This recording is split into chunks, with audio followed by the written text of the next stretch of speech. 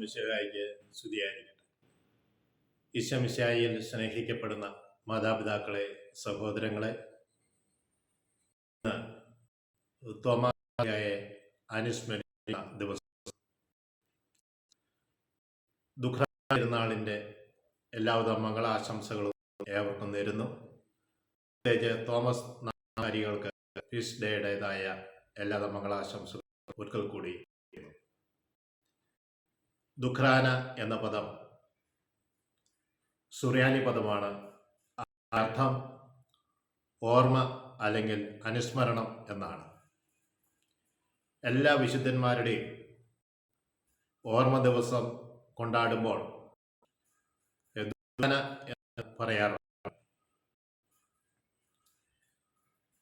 നമ്മളെ സംബന്ധിച്ചിടത്തോളം ദുഃഖ്രാന എന്ന് പറയുന്നത് ഭാരതത്തിൻ്റെ അപ്പോസ്തലനായ തോമാസ് ശ്ലീഹായുടെ മരണവുമായി ബന്ധപ്പെട്ടുള്ള ഓർമ്മകളാണ്. അദ്ദേഹം AD 52 മുസേരീസ് എന്ന് വിളിക്കപ്പെട്ടിരുന്ന അത് ഇന്നത്തെ കൊടുങ്ങല്ലൂരിൽ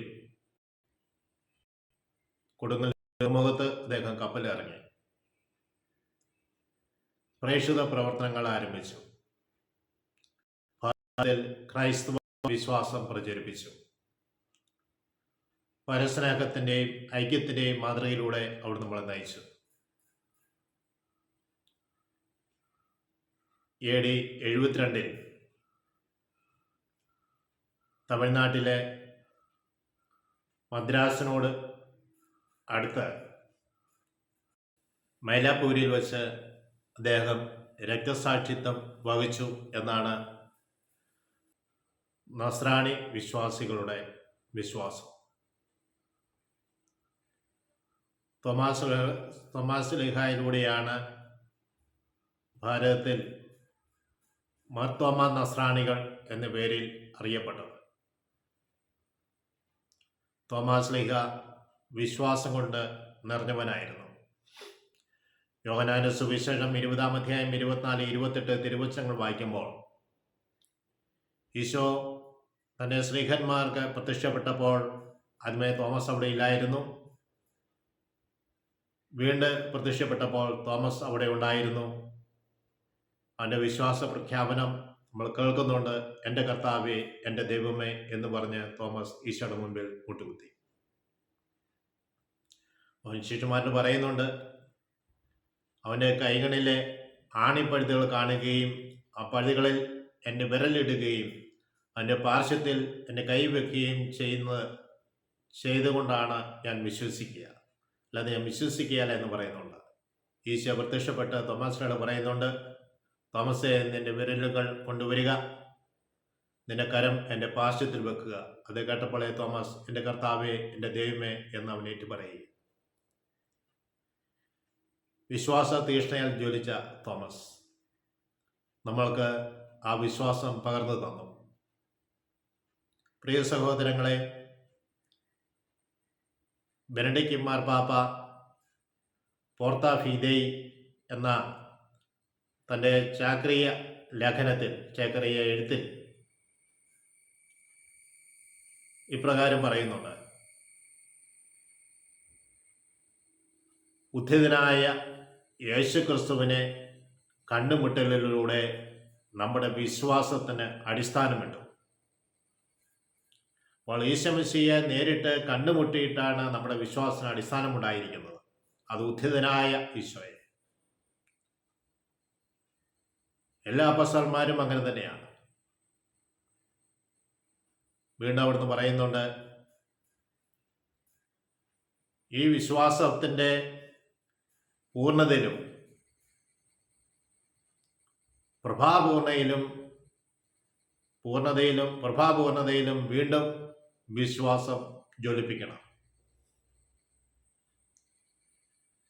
വിശ്വാസം എന്നത് ഒന്നാമതായി പറയുന്നത് ഈശോയോടുള്ള ഒട്ടിച്ചേരലാണ്. രണ്ടാമതായി ബെനഡിക്റ്റ് 16 മാർപ്പാപ്പ പറഞ്ഞു വെക്കുന്നത് ദൈവം നമുക്ക് നൽകിയിരിക്കുന്ന എല്ലാ വെളിപ്പെടുത്തലുകളും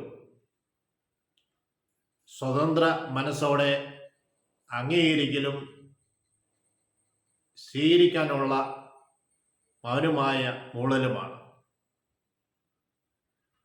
എന്നാൽ ഇവ രണ്ടും രണ്ടല്ല, ഇവ രണ്ടും ഒന്നിച്ചു പോകേണ്ടതാണ്. ഈശോയോടുള്ള ഒട്ടിച്ചേരലും അതുപോലെ തന്നെ നമ്മൾ പറഞ്ഞത് വിശ്വാസഗാത്രത്തിൽ അല്ലെങ്കിൽ ദൈവം വെളിപ്പെടുത്തി തന്ന എല്ലാ കാര്യങ്ങളും സ്വതന്ത്ര മനസ്സോടെ അംഗീകരിക്കലും അതിന് സമ്മതം മൂളലുമാണ്. വീണ്ടും അദ്ദേഹം പറഞ്ഞു വെക്കുകയാണ്, നമ്മൾ വ്യക്തിപരമായി ഈശോയിൽ ആശ്രയിച്ചുകൊണ്ട് വിശ്വാസത്തിലേക്ക് നമ്മൾ ആഴപ്പെടുന്നു. അതുപോലെ തന്നെ നാം ഏറ്റുചൊല്ലുന്ന വിശ്വാസ പ്രമാണവും ഈശോയുടെ ആഴമായിട്ടുള്ള വ്യക്തിപരമായ വിശ്വാസത്തിൻ്റെ മേഖലകളും രണ്ടും രണ്ടല്ല, ഇവ രണ്ടും വേർതിരിക്കാൻ പറ്റാത്ത വിധം ഒന്നിച്ചു പോകേണ്ടതാണ്. പ്രബോധകരുടെയും വിശ്വാസം പഠിപ്പിക്കുന്നവരുടെയും പ്രഘോഷകരുടെയും വിശ്വാസം വന്നത് അപ്പോസ്തലന്മാരുടെയും സഭാപണ്ഡിതന്മാരുടെയും വിശ്വാസമാണ്. നമ്മൾ വിശ്വാസമാണ്, എൻ്റെ വിശ്വാസം അതാണ് എന്ന് പറഞ്ഞു പോകാൻ നമുക്ക് സാധ്യമല്ല. അത് അബദ്ധ വിശ്വാസവും തെറ്റായ വിശ്വാസമായി പോകാം. തോമാസ് ലീഗ നമുക്ക് നൽകിയ വിശ്വാസനിഷ്ഠയിൽ ഉറച്ചു നിന്നുകൊണ്ട് വിശ്വാസത്തിൻ്റെ പൂർണ്ണതയിലും പ്രഭാസമ്പുഷ്ടിയിലും നമ്മുടെ വിശ്വാസം വീണ്ടെടുക്കുവാൻ നമുക്ക് പരിശ്രമിക്കാം. ദൈവമേ, ഉദ്ധിതനായ മിശിഹായെ അവിടുന്ന് ഞങ്ങളുടെ കൂടെ ഉണ്ടായിരിക്കണമേ. അവിടുത്തെ ആത്മാവിൻ്റെ അഭിഷേകവും ഞങ്ങളുടെ കൂടെ ഉണ്ടായിരിക്കണമേ.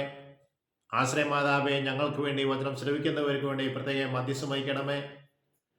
വചനം ശ്രവിച്ചുകൊണ്ടിരിക്കുന്ന ഏവർക്കും ദുഃഖാന തിരുനാളിൻ്റെ എല്ലാവിധ മംഗളാശംസകളും ഒരിക്കൽ കൂടി നേർന്നുകൊണ്ട് പിതാവിൻ്റെയും പുത്രൻ്റെയും പരിശുദ്ധാത്മാവിൻ്റെയും നാമത്തിൽ ആമേൻ. ഈശോ മിശിഹായ്ക്ക് സ്തുതിയായിരിക്കട്ടെ.